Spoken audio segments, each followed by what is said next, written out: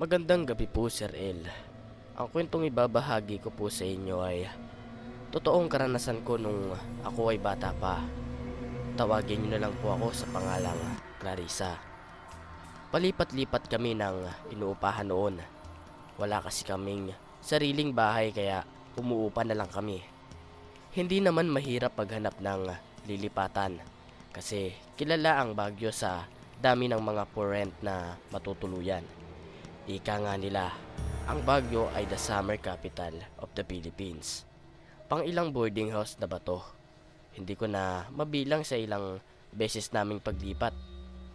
Malaki naman yung bahay na nakita namin. Madaming kwarto, tipikal sa mga pinauupahang bahay. Malawak yung likod na kasya ang apat na malaking sasakyan. Alam naman natin na kapag sinabing Baguio ay mabangin. Ganon din yung likod ng bahay. Bangin na rin yung dulo. Pagpasok ay makikita ang malaking sala. Tapos may mahabang pasilyo kung saan makikita ang mga pinto papasok sa bawat kwarto na pinauupahan. Yung dalawang kwarto sa dulo ay may sariling pinto palabas sa likod at yung isa naman ay palabas sa harap na bahagi ng bahay. May isa pang pinto palabas sa likod. Yun ay ang nasa kusina. Dalawa lang ang CR nun, nasa magkabilang dulo ng hallway. Ganon kalaki yung bahay kaya asahan mo na maingay at medyo magulo kapag naupahan lahat ng kwarto. Pinili ni mama yung nasa dulo na may sariling pinto palabas sa likod ng bahay. May sarili daw kasing kusina kaya mas gusto niya doon. Madami daw ang nagpaparamdam doon sa bahay kaya walang nagtatagal. Pero si mama mas natatakot na wala kaming tutuluyan kaya tumagal kami doon. Para sa akin lang naman, mabigat yung aura sa loob. Hindi ko naman pinagtuunan ng pansin yun kasi bata pa ako. Madami nang umuupa sa bahay na yun. Sunod-sunod na dumarating yung mga boardmate namin. Magkakatrabaho sa isang bar. Ang mga bagong dating na uupa. Isa kasi sa mga nagpapatakbo ng bar, yung landlady namin. As usual, nagiinuman sila. Kapag day off at sa gabing yun, nagpakita na sila. Maingay sila Ate Ganda noong dumating sila sa bahay. Kasama niya yung mga katrabaho. At yung iba nilang kaibigan sa dati daw nilang tinitirahan. May dala silang mga alak at pulutan. Ate, tara shot na muna tayo. Katok ni Ate Ganda sa pintuan ng kwarto namin. Lumabas si mama. Sinama niya kami sa sala kung saan nandoon yung mga kaibigan nila Ate Ganda. Pinayagan kami ni mama na maglaro kasi niyaya na siya na uminom. Nagkukwentuhan sila tapos kami ay naglalaro lang. Nung lumalalim na ang gabi, tinawag na kami ni mama. Doon na daw kami sa loob at sa sala na lang din daw kami matutulog. Lasing na sila Ate Ganda nun. Maingay na sila. Kung ano-ano na yung sinasabi nila. Tapos yung isa, umiiyak na. Naglalabas yata siya ng sama ng loob. Pagdating ng madaling araw, naalimpungatan ako kasi maginaw. Nahila na din ni ate yung kumot kaya wala nang natira sa akin. Hindi ko mahila yung kumot kasi nadaganan na kaya tumayo ako sa upuan. Nakita kong may babaeng nasa salamin doon malapit sa pinto.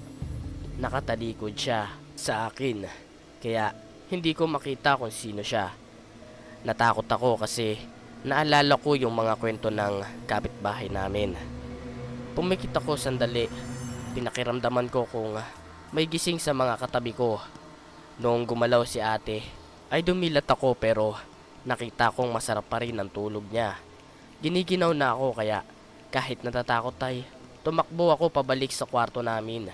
Kumuha lang ako ng kumot at pagkatapos ay patakbo ko ulit na tinungo ang sala. Nagtalokbong ako para makatulog ulit. Madilim pa rin nang gumising ako ulit. Nakita kong gising na yung ibang kaibigan ni Ate Ganda. Tapos nagyoyosi naman sa labas yung dalawa nilang katrabaho. Kumuha ako ng natira nilang juice. Tapos naupo sa gitna nila ate at mama. Nako, matulog ka pa, madaling araw pa lang. Sabi sa akin nung lalaking pumasok sa pinto, nakasama nung isang nagyuyosi. Tinignan ko lang siya at inirapan, kasi kakagising ko lang ay patutulugin na naman ako. Bumangon si Ate Ganda, pumunta siya sa CR at umihi. Pasuray-suray pa ang lakad niya at halatang madaming nainom kagabi. Maya-maya lang, naririnig namin siyang sumisigaw. Nagising na rin si ate at mama nang sumigaw na si Ate Ganda mula sa CR. Pagbalik ni Ate Ganda sa sala, tinatanong siya nila mama kung anong nangyari. Galit siya at tinuro niya si ate. Sabi ko, buhusan mo yung bowl pagtapos mong umihi, di ba? Tumakbo lang dito. Hindi ka nakikinig sa akin. Ako pa nagbuhos. Ang panghi-panghi. Sigaw niya kay ate at dinuro-duro si ate. Nagalit naman si mama kay Ate Ganda. Huwag mong dinuduro-duro yung anak ko. Natutulog lang siya sa tabi ko. Hindi naman siya pumasok sa banyo. Naiinis na paliwanag ni mama kay Ate Ganda. Nahiga na lang ulit si Ate Ganda tapos natulog na. Tinanong naman ni mama si ate kung sinundan niya daw ba si Ate Ganda sa CR. Pero tumanggi naman si ate. Sinabi ko rin kay mama na natutulog si ate nung sumigaw si Ate Ganda. Kinabukasan, nagpapaalis ng hangover yung mga kainuman nila mama kagabi. Yung iba naman, pumasok na sa trabaho. Tapos yung iba, umuwi na.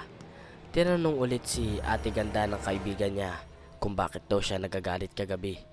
Iginigiit niya pa rin na nakita niya raw si ate sa loob ng gumagamit ng CR. Hindi hintay niya raw matapos si ate pero tumayo lang daw ito at hindi nagbuhos ng bowl. Pinagsasabihan niya raw si ate pero lumabas lang daw ito at pumunta sa sala, kaya sinundan niya. Sakto namang nakita niyang nagsising si ate, kaya kumbinsido raw siyang si ate ang nakita niya. Napapaisip lang ako, iisa lang kaya ang nagpaparamdam sa inuupahan namin.